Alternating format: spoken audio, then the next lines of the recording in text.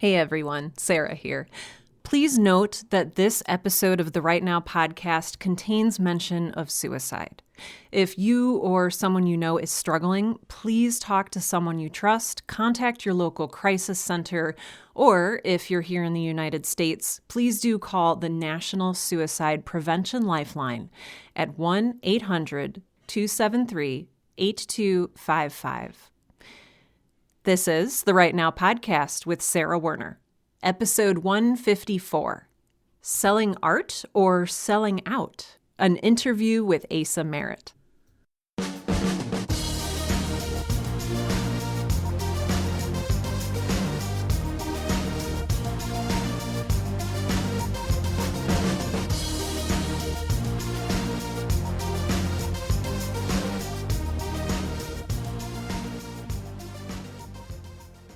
Welcome to Right Now, the podcast that helps all writers, aspiring professional and otherwise, to find the time, energy, and courage you need to pursue your passion and write. Hello, friends. I am Sarah Werner, your host, and today I am back again with a good friend and an incredible writer, Asa Merritt. And I have a bio here that I'm very excited to share because Asa has done so many incredible things. So get a load of this. A former international reporter for NPR, Vice Sports, The Guardian, and ESPN's 30 for 30 podcast, no big deal, Asa brings a compassionate documentary eye to ambitious fictional projects. His one-woman play about mass movements, True Believer, had a sold-out run in New York City. To research that piece, Asa traveled to Cairo to meet with underground performers who helped ignite the Arab Spring. For his new Audible original podcast, 6 Sermons, starring Oscar nominee Stephanie Hsu from Everything Everywhere All at Once, Asa spent a month embedded with a team of pastors at a Lutheran church in Cincinnati, Ohio. 6 Sermons is dedicated to the actor and musician Kaz Lisk, who died by suicide in Moscow in 2017. Asa lives with his family in Mexico City, and we would love to extend a warm welcome to the show. Welcome. Hi. Thanks, Sarah. This is so exciting. I'm grateful to be here, and thanks for taking the time to talk. Oh my gosh. Well, I'm so excited too. So, hello. I was going to say, tell us a little bit about yourself, but we heard a little bit about yourself, and it's incredible. You've done so many things. So, you have a new project coming out. I would love to hear just how that started, creative impetus wise, if I may. For sure. Yeah. I love this question because this project has really clear roots. Unlike other projects, this one, the sort of emotional seed was very one-to-one. A good friend died by suicide. That happened. I had feelings I didn't know what to do with and needed to do something with. And I was like, okay, I'll try to write about this. And then the sort of, okay, it takes place in the church. I didn't grow up going to church. That was a real kind of exploration for me in this project. But that had a really clear origin too, which was I did a freelance gig for a seminary where I was listening. Yeah, it was amazing, and I was listening to sermons, and it was a workshop of sermons with sermons, older sort of master ministers or master preachers mentoring up and coming ministers about the art and rhetoric of sermons. So I was just listening to sermons. I was like, oh my God, this is incredible audio. And so that was sort of the formal seed. And I knew right away I could build an audio structure or, an audio story with that kind of formal spine using sermons. I love that. And this has a special connection with me. My dad was actually a Lutheran pastor, and I grew up in Cleveland, Ohio. So I feel like there's a little bit of synergy there, which I appreciate. Wow, that's so wild. Okay, Lutheran wow. pastor. Yeah. So looking at this like intensely personal experience leading to an intensely personal story, what was that process like taking something from this raw emotional experience? Did you find yourself better able to process things? What did that whole process look like? Yeah, I mean, creating this character, Pastor Alexis, that's Stephanie Hsu's character, was a real opportunity to kind of map my own feelings. And, Mm, the beauty of writing is, you can just keep going and write and write and write and write and write. So the other formal convention of the show, or there's a handful, but another significant one specific to this world of faith is prayers. We hear her praying. And so, upon writing drafts and drafts and drafts, these are essentially kind of personal meditations or journal entries or sort of reckonings, like with my own thoughts about Kaz, my friend, and what happened and why it happened and how and who and all the things that eat you up when you lose someone in general, particularly to suicide. And sort of writing her prayers and writing her sermons and writing her reckoning with this was an opportunity to just go in every nook and cranny of my feelings about it. And of course, only a handful made it into the show, right? Of course, from those you distill Mm-hmm. what serves your story and what serves your drama. Mm-hmm. But the process itself was vast. It's a long show. It's almost 4 hours long. It's 12 episodes. And the original version of it was much longer. So it really enabled me, which was a mandate for the project. It was like, hey, we want this to be an epic, which was cool. I think it was going to be anyway, but it really was like I had to explore every nook and cranny of those feelings to produce this story. That's really fascinating. I know that many of my listeners do use writing as a way to process their feelings and to tell their own very, very personal stories.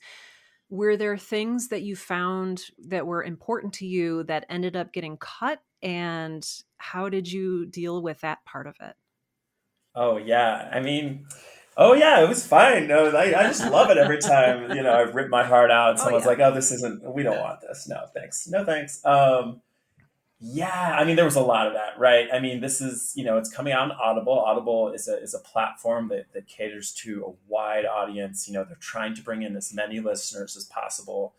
It's a really ambitious project. It's really literary. There are sermons. It's a demanding listen compared to a lot of other audio properties that one can turn on.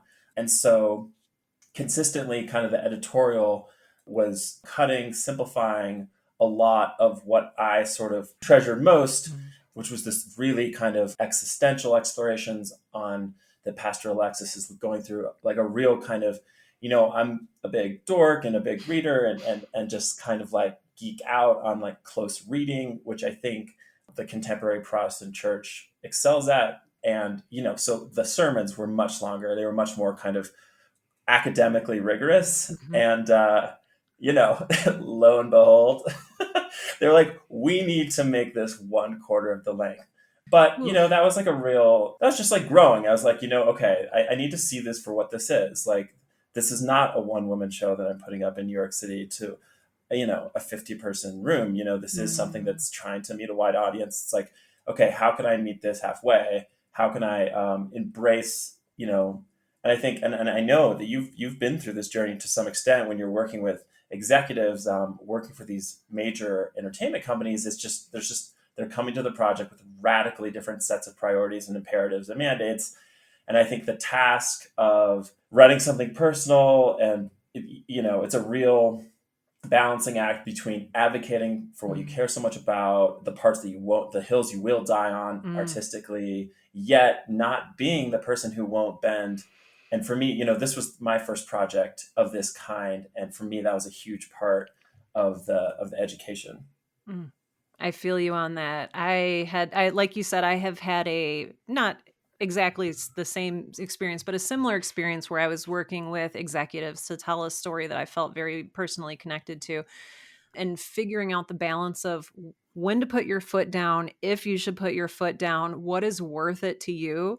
Because it ended up for me being I feel like not even concessions as much as like little sacrifices. What will I sacrifice so that this can live on? And like, was there anything that they were very adamant that you take out that you absolutely insisted be kept in? Or were you pretty chill going with what they wanted? Oh gosh, I mean, there were definitely, this is like for everyone's benefit. I'm not like a war historian, but I'm sure there's someone out there who could like create analogies of certain like battles that were just fought for weeks on end.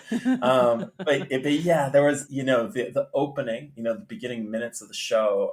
There was an enormous amount of discussion around that.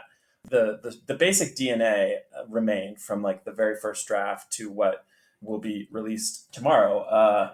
But I mean, that was like a real kind of test and that was a place where I did ultimately have to work very hard to find a compromise that I was comfortable with, because there was really a different vision.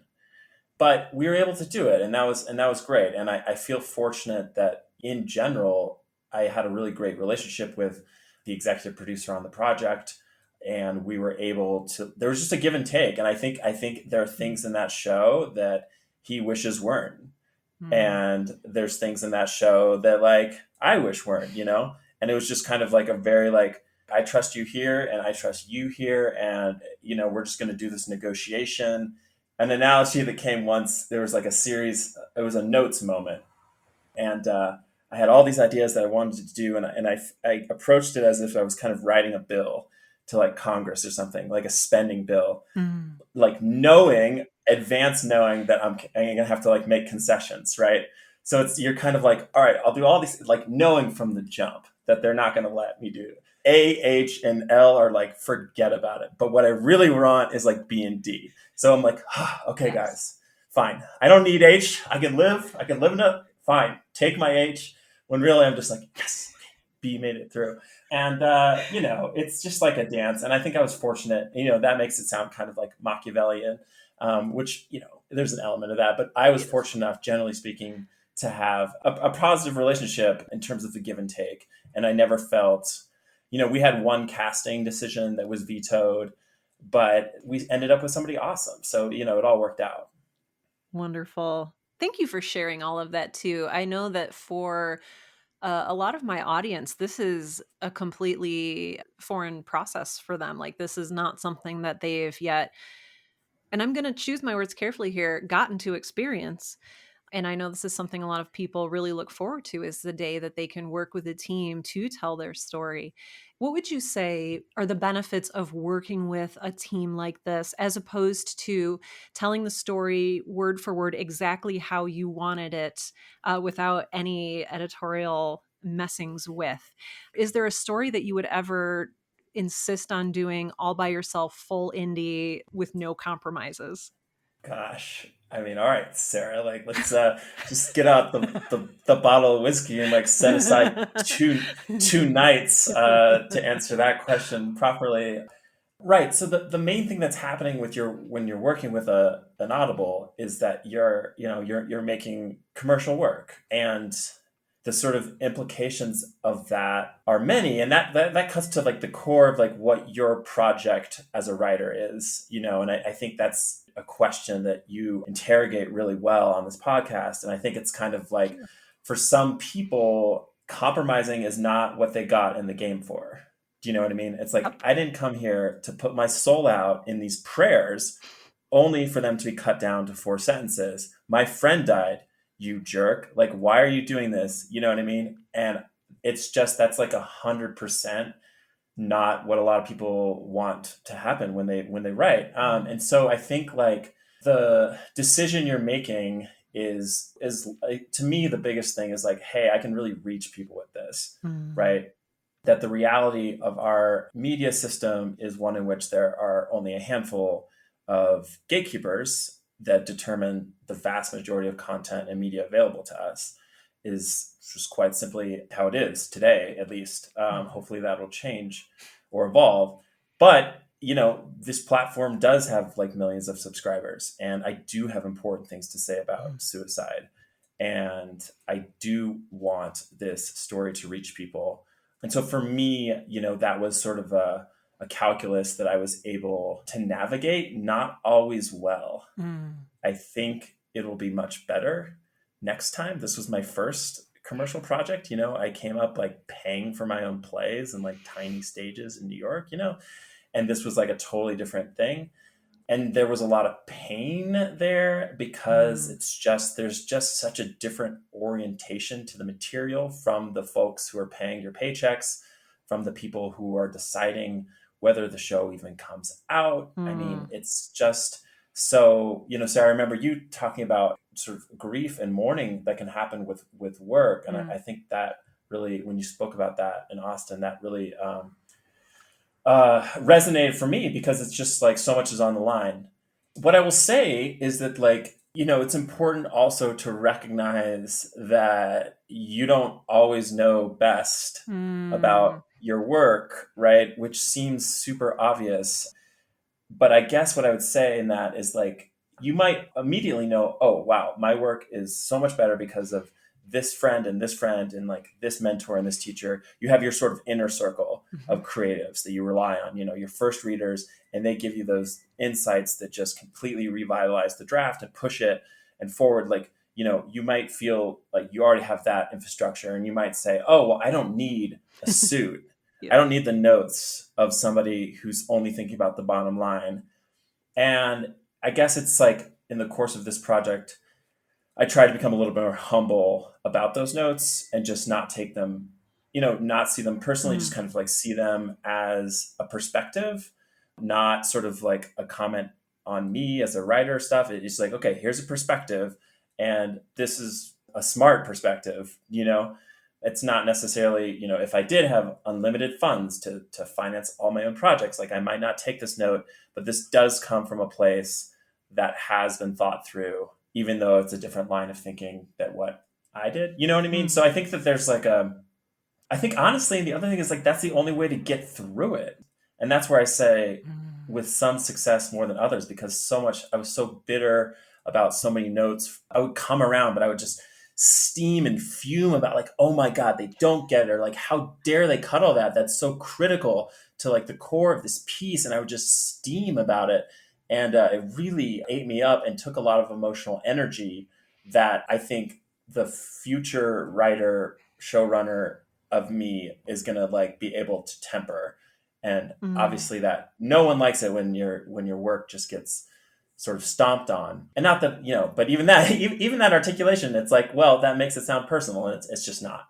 I appreciate you saying that so much. It would be so easy to brush over that, and and you didn't. You were thank you. I what I'm saying is I really appreciate you sharing how you actually felt, and some of that bitterness at getting notes on how dare someone else tell me how to improve my own story. But what an excellent point to say that there's a reason that the executives are where they are, and it's because they're doing a very specific job that is very different from yours, but also, no less necessary.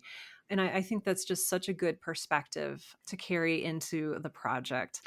I love that you were willing to talk about your personal growth as a writer throughout this process and receiving notes and learning to be humble and realizing that next time, oh, I might expend a little bit less energy feeling bitter or angry at this point and this point.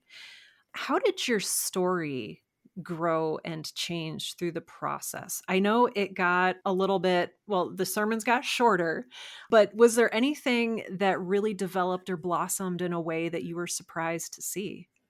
Well, I would say in the most macro, the script is just better than it would have been hadn't there been the pandemic. Oh, go on. Yeah, just from a really actual like practical standpoint, although it's just not the kind of thing I would have realized, it's just there was more time for more notes. Mm. And it's just kind of like when you have a project that's 4 hours and 12 episodes, it's like it usually can get better, right? And it's kind of like that was what happened. It was like, okay, well, we're not going to production, so let's read this script one more time. Mm. And that led to this complete kind of there was like a plot direction that like I wrote a whole new kind of like appendage to the story, which ended up did not remain in the final version, but like it just pushed every story element farther along. So I guess it just at that level, that was kind of like a revelation. The show, a lot of it is about reckoning with suicide, and kind of really smart people came on and off the project. There was some drama and some really talented minds were on it and then left, which Mm. was super unfortunate.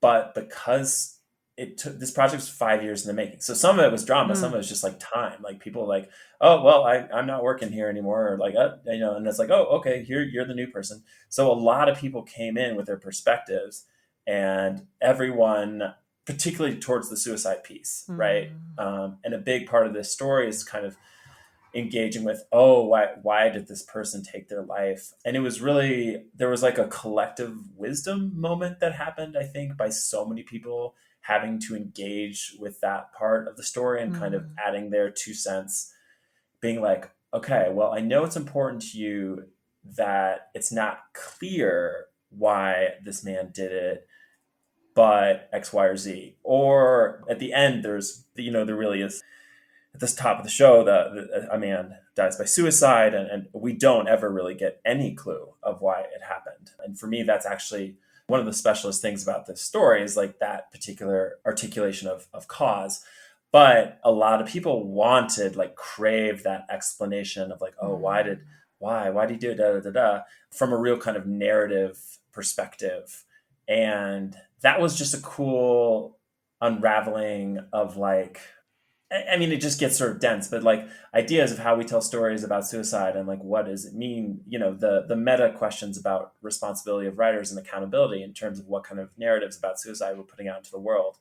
And I would say I was like relatively clear headed about my thoughts about that when I set out to do it, but Mm. became even more clear headed as the course of the process, because so many really smart people did have specific and different reactions to that overall concern. Mm.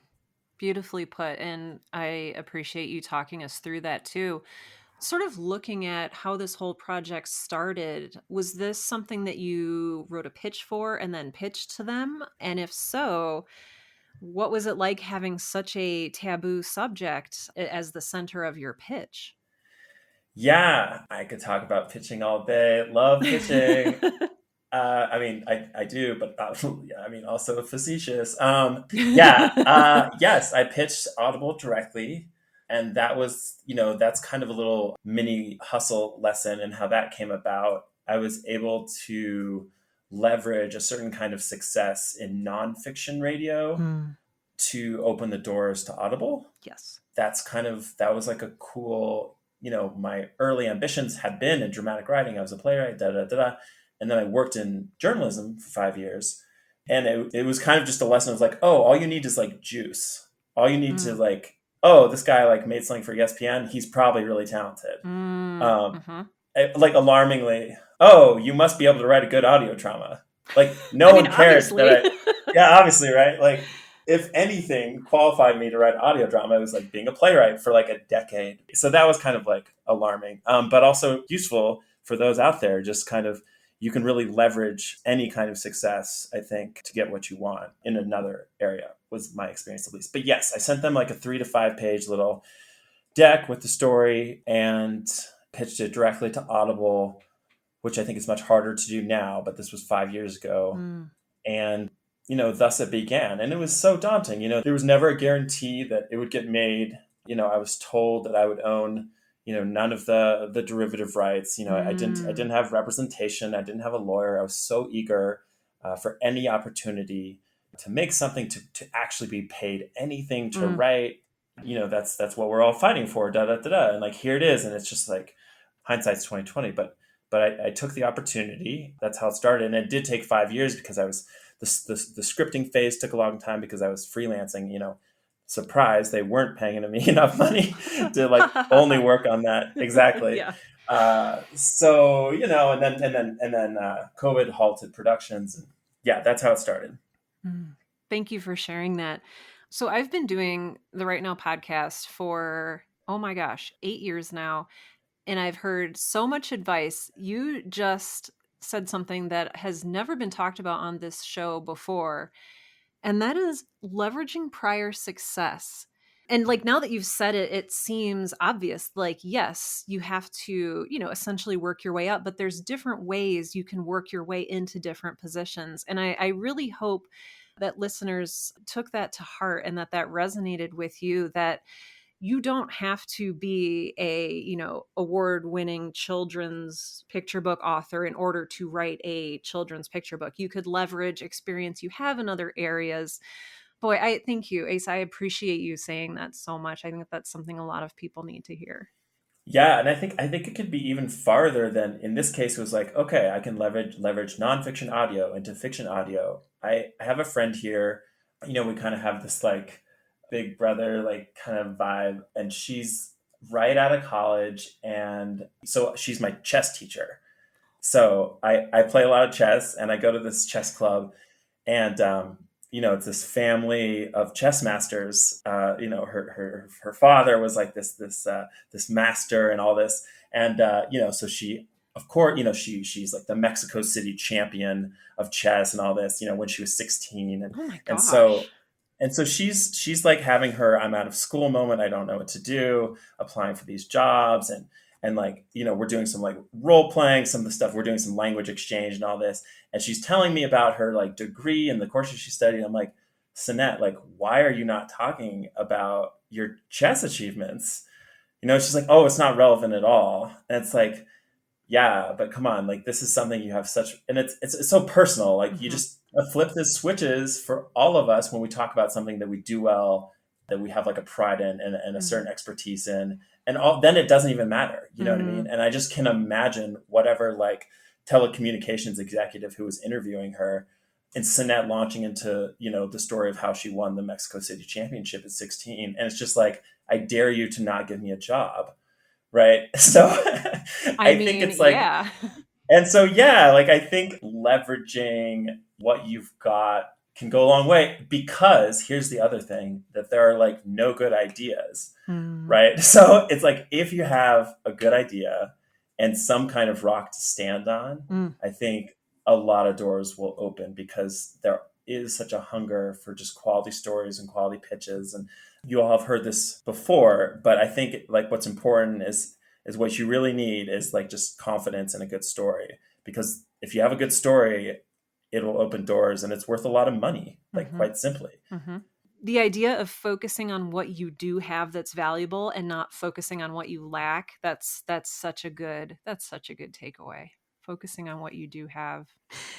Okay, so when you were pitching your show to Audible, you did not have representation. And when we talk about representation, we're talking about an agent, a manager, someone who can kind of walk with you through this process to make sure you don't get screwed. This is such a difficult thing for a lot of, especially new writers or people who are looking to really take their writing to the next level, to work with is, how do I get an agent if I don't already have something published? It's a very chicken egg thing.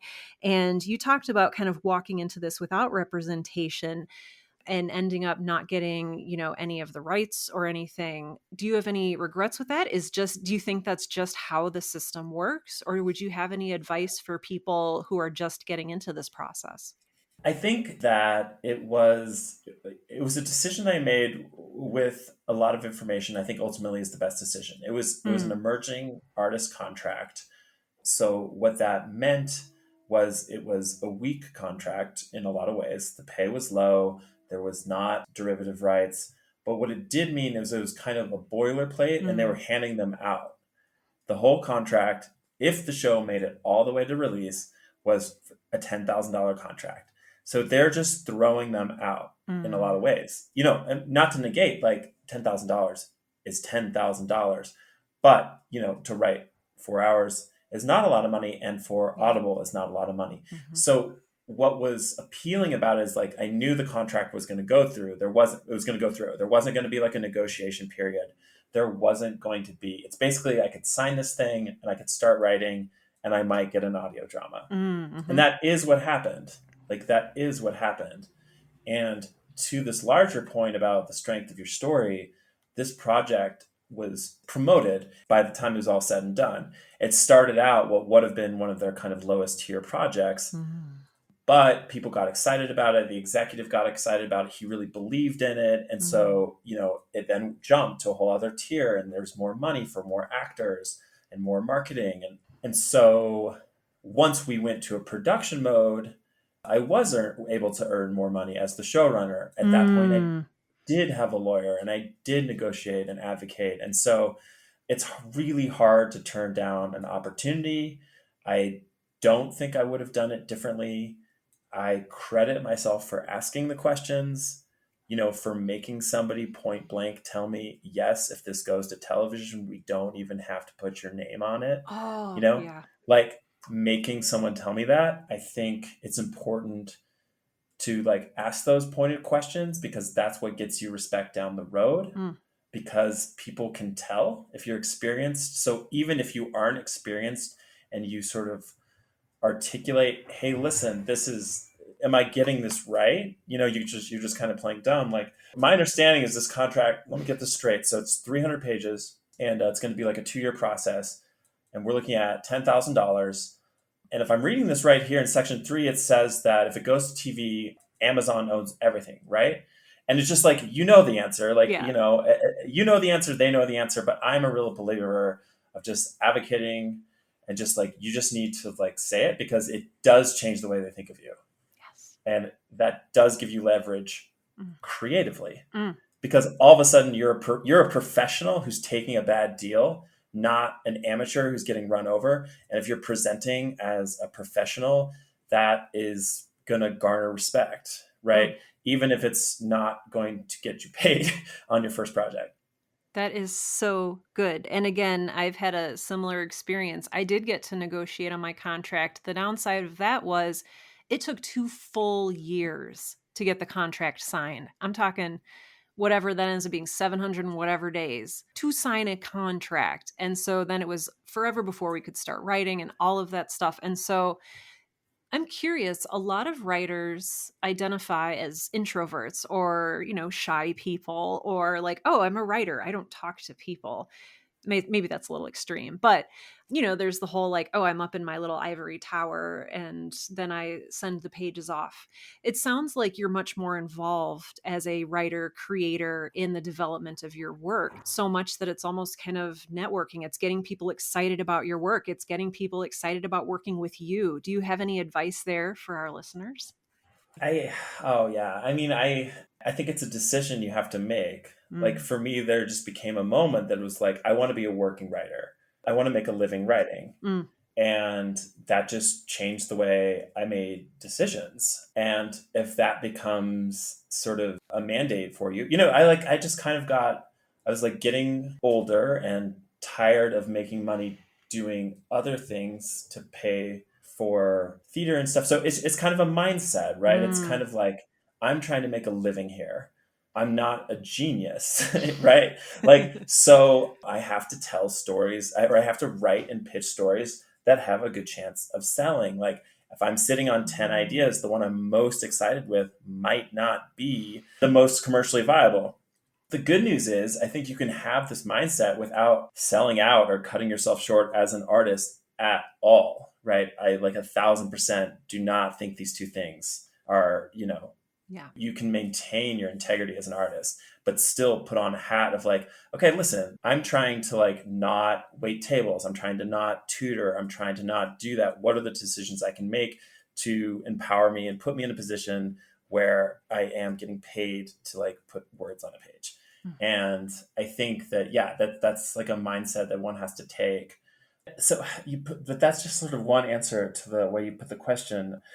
Yeah, I mean, I think in terms of advice, though, like, fortunately, again, there's just so many amazing creatives out there that it's actually not hard to find people who both inspire you intellectually and creatively, and represent the kind of folks who you aspire to professionally, or are the kind of people who could help you professionally.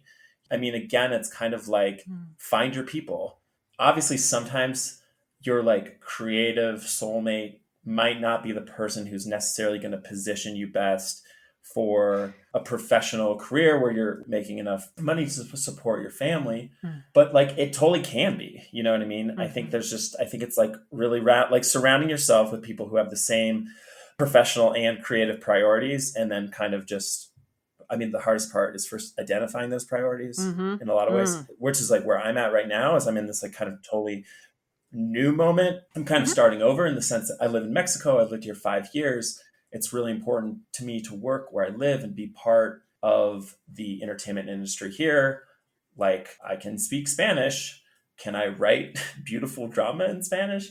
Definitely not. And it's kind of a whole moment where I'm redetermining what those priorities are in a lot of ways. Mm. But I think once you have identified them, it's just being like strategic about being like, where am I going to invest my time and resources? Who inspires me? Who believes in me? Mm. Who can help me? But I think there's a way to like quote unquote hustle in a way that's true to yourself and your ideals. It's just kind of deciding where to put your energy. Mm. Yeah, one of the things that I realized in getting people excited about my own work was just to show that I was excited about my own work to them and to have people share that excitement. And so just being genuine and really being in love with the work is it's so magical. Because yeah, it's so true. Like if you believe in your stuff, like people will believe in it. Yeah. There's so much right now being muttered about with a marketable story, with a story that will sell. And you talked earlier about having a strong story and having that be really important. Is there any discrepancy that you see between a strong story and a marketable story? And should there be? And et cetera, et cetera? That's not a very clear question. So let me know if you want me to rephrase. I think what I can say to that is like there are strong stories that each of us have. Mm, Like you have your strong stories. I have my strong stories. Right? Each of us we have our like sort of wheelhouse, our traumas, our passions, mm, and it's kind of like there's a set of things that I know that I can work on for 2 years and get so stoked on what's going to come out. And those mm, are my strong stories. And so then it's kind of like, these are the cards I'm holding in my hand. And I think the first work is like, what are the cards I have, which is the real artistic side of it, kind of mm. like a lot of free writing and testing and just talking to your fellow writers and really sort of existing in a pure creative space. And then you're kind of like, okay, here are the cards that I have. Then you're looking out and you're like, okay, what kind of like cards are people looking for? Mm. What am I seeing a lot of on TV right now? Or what am I listening? What am I hearing? And that's when the like really kind of the efficiency comes in it, because like to sell something, as you know, is a titanic event and effort, right, that takes enormous resources.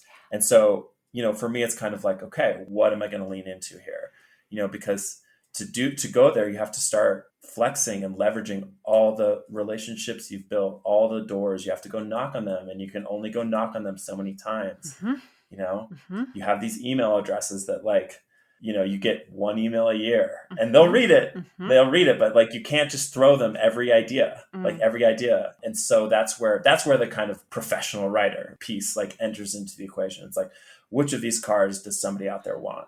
Yeah, that's such a good analogy for that. When you were writing this, when you were in the writing phase, did you have a dream cast? And then when the contract was signed, were you like, oh my gosh, I hope they ask this person to play this person? Or what was that like for you? Oh my gosh. I definitely did not have a dream cast at all. It was so much more like primitive. It was Mm, just kind of like, I hope this gets made. I hope they like the story. It was so, the aspiration of a movie star or something was literally beyond anything that I was possibly thinking about. A lot of writers really do kind of write to an actor. And I think I've kind of like the handful of times I've like tried to do that. It's like, oh wow, this is actually a really great tool, but it's not one that I had instinctively, so I yeah. wasn't writing to that. So I didn't have a dream cast. We got a dream cast. And I think that is to the credit of the director, Mm, this woman, Sarah Benson, who's this incredible director. And she comes from the New York theater scene, and that was like a little lesson, is like, oh, get a great director and mm, your project just sort of like trickle down benefits of who you're collaborating with. Like mm. smart people beget smart people, and talented people want to work with talented people. And on account of Sarah Benson, we put together this incredible cast of folks who mainly, the project resonated with them. They had the script and stuff, but like they wanted to work with her. And now I know why, because she's Mm, amazing.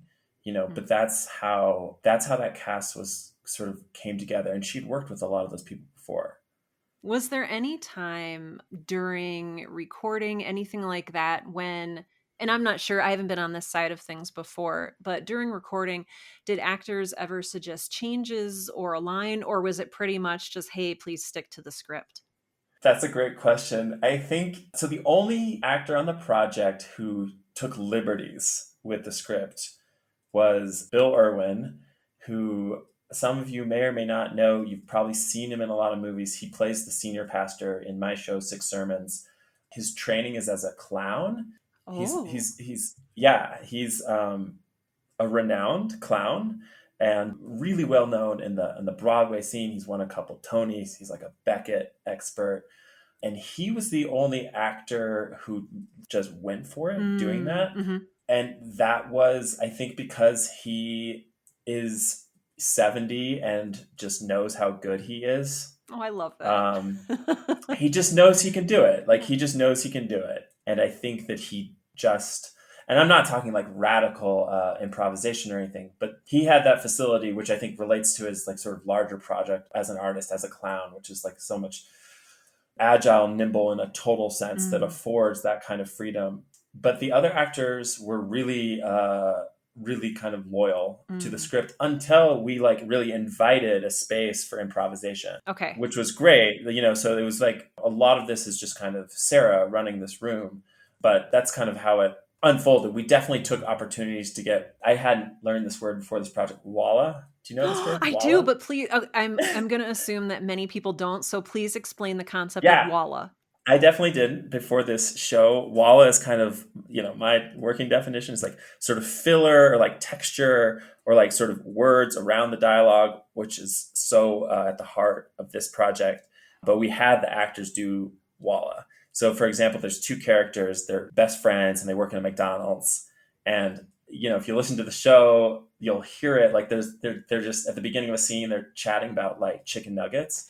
And they're like, yeah, did you know that like we got this recipe from McDonald's? Actually just stole the KFC recipe. And they're just riffing about chicken nuggets, and it's gold. And it made it into the show. So there was like sanctioned, like, okay, go be improvisers now, which a lot of that really made that in terms of like manipulating the actual script. No one did that except for Bill Irwin, and he did it very strategically and limited and always to great result. So some of his lines are slightly improvised. Thank you for sharing that. As some of you know, I have a fictional podcast of my own, and it was one of the simultaneously most alarming but also delightful and gratifying things is when I heard some of my lines spoken in ways that I hadn't really meant or intended, but that actually worked better. Just what a delight. What a delight to hear your words interpreted by someone. I mean, it's just a delight. So 100%. I mean, I think that's like the principal experience of working with great actors. So I do want to be respectful of your time and not keep you on the microphone for like 100 hours, but are you going to go back to also writing stage plays, or is it, nope, I'm 100% audio drama now, or what's in the future for you? Yeah. So again, I mean, I think like in a non-capitalist society where art was endorsed, sort of structurally, I would still be writing plays. But I don't think I'm going to be writing plays because I'm still very much, this project is a huge win for me. I hope it's going to do well. Like, it's a huge accomplishment. I think it'll beget other projects, but like to continue to like support myself as a writer, that precludes any kind of return to theater for me. You know what I mean? Like I tried to do that. I applied to grad school and didn't get in, and really tried to do that route and like wasn't able to find success there. So again, I mean, for me, it's like it's just like practical. It's like, hey, like what do I want? I want to be a working writer. How can I do it? This is how I'm doing it. So for me, like, I don't know, maybe I should be more ambitious or something, but like for me, what I'm focused on is like, how can I tell stories that I care about and get paid for it? And like, that's what's kind of guiding my decisions. And right now, like, theater does not fit those options, unfortunately. I would love to. I mean, I love the theater. Yeah. I love the theater, and I go to the theater, and it's just kind of sacred. But yeah, I mean, again, that's like a call I made, and I think like I have this conversation with a lot of peers. I have a really dear friend who's like an incredible photographer, an incredible art photographer. And he made the decision that he's had success as a commercial photographer as well. He's had like week-long $30,000 shoots for like brands, but that's he didn't want that. He wanted to be able to focus on taking the pictures that he wants to take. And they are amazing, beautiful pictures. And he has a job as a teacher. He teaches at, a public school in New York City. And it's like, that's the path that he chose. You know what I mean? Mm-hmm. Which like is awesome. And yeah, I mean, that again, that's just like a call I made. Like for many years, I was a public school teacher, and then I was a tutor. Like that was my path. I was working in education to support myself, to do other things. But then the decision I made is like, okay, I'm going to try to just write. What does that look like for me? That was so poignant. There's so much in that, like so much emotion that I feel, and I'm sure so many of our listeners feel from hearing you say that. I always like to talk about writing and creativity as being in different seasons. And I think that sometimes when you move towards something, you feel like you're moving away from something else, but really you're just taking a longer path to get there.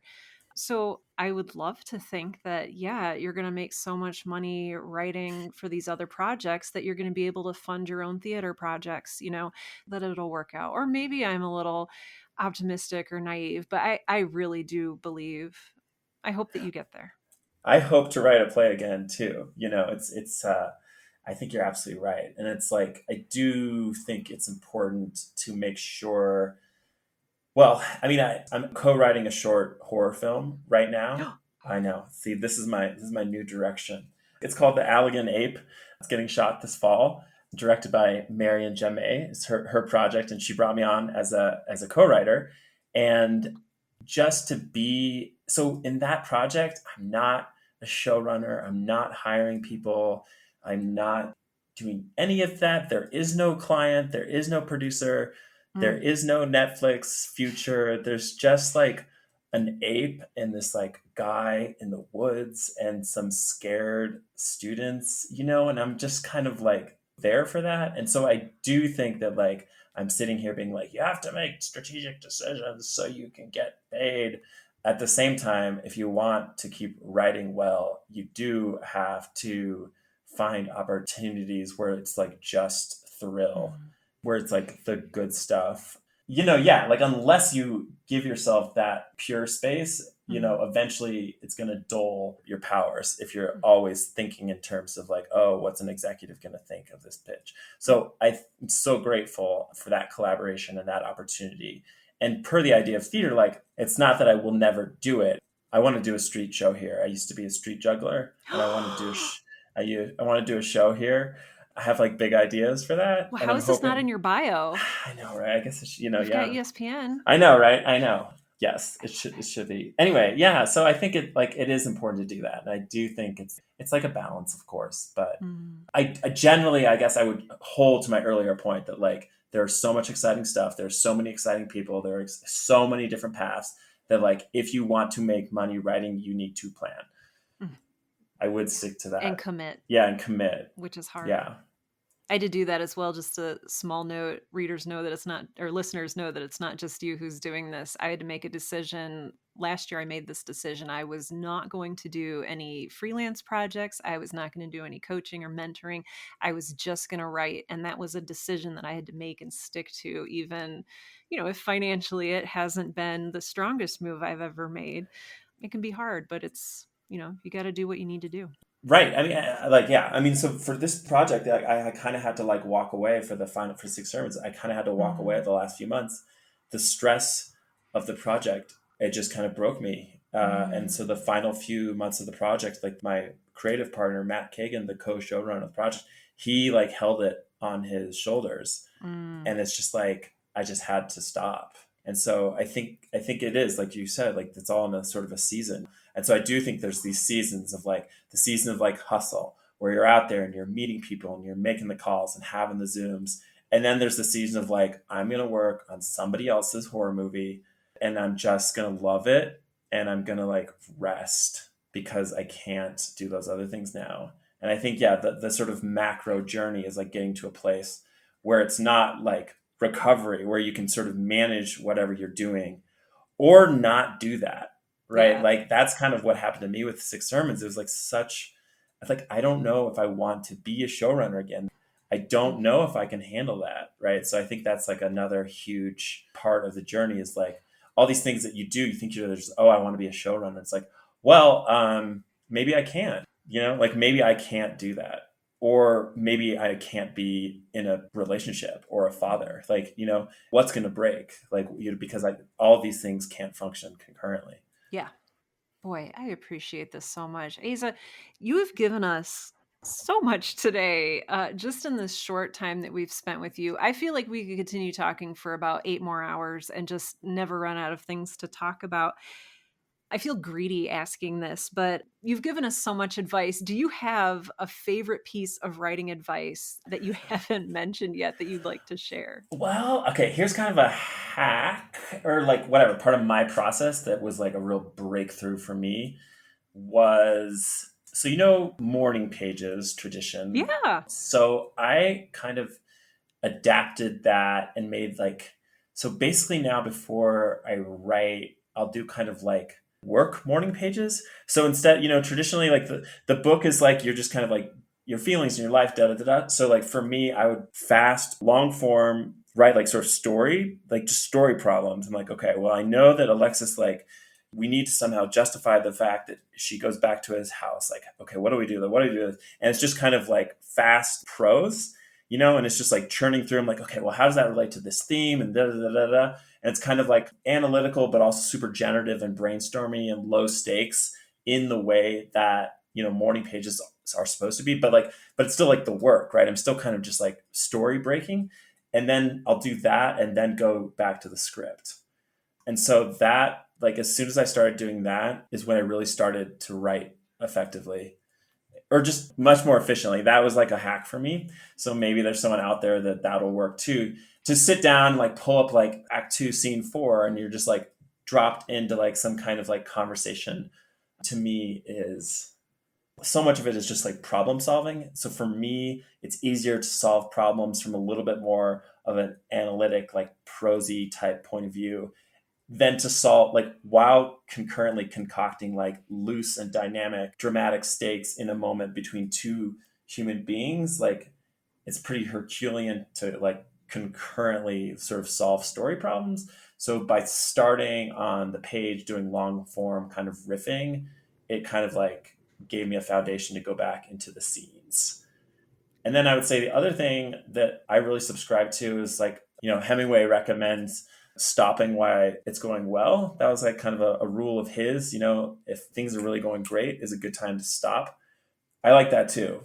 Because, and again, this is like coming from a point of privilege when I had time to work every day on something. I think it's different if you're really trying to like kind of carve out times to write than like if you have the time to write.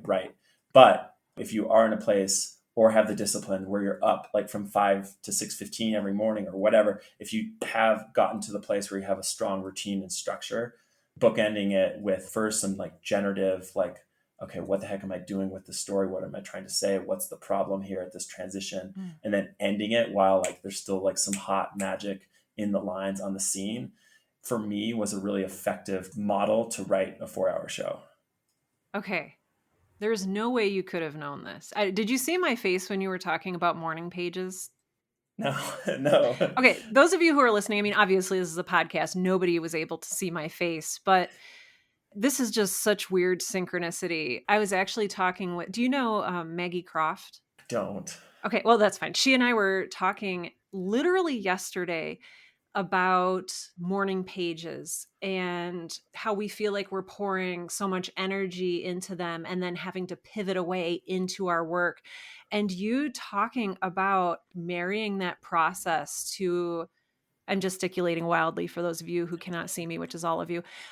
Oh my gosh, that's so beautiful. So seriously, thank you for saying that. Sometimes it would start with the personal, Mm. I think it's like also just like a phase of your life. Like right now, like I'm kind of a mess. Mm-hmm. I'm super anxious about my show coming out. I don't know what I'm doing. Like my kid, so now I like morning page and like write things about my life.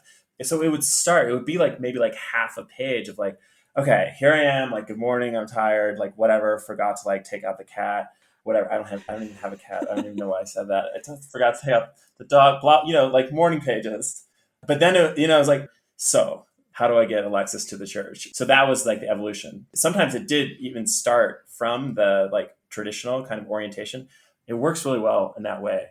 So I do morning writing sessions where I write from 8 to noon ish. Sometimes it's like 5 to 9 or something, but I have a chunk in the morning when I write. And today I left off with what I call the Hemingway stop, which is you're in the middle of a really good idea, a really good flow, and you don't want to overexert yourself. So you just step away. And I don't know, you saying those two things, sorry, because everything's about me. No, I'm kidding. That was fantastic.